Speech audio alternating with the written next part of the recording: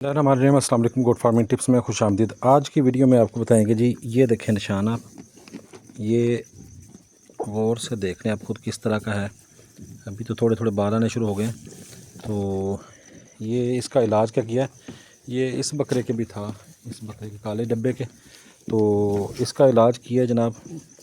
और इसके भी था, इसको होम्योपैथिक दवाई दी है लाल बकरे को, उसके बाद उससे हो गया, उसके बाद इससे हो। ये फंगस है जी, फंगस जिसको पंजाबी में नहीं कहते उल्ली, रोटी को पड़ी पड़ी को उल्ली लग जाती है, तो ये उसका है।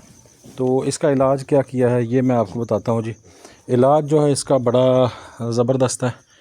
ये बकरी सोने वाली है तो ये पिंजरा बनाया उसके लिए, ये पड़ा दूसरी तरह हुआ है। अच्छा खैर मैं आपको बताता हूँ इसका इलाज किया जी। ये एंटी फंगल जो है ना ये है, और टर्बिसिल।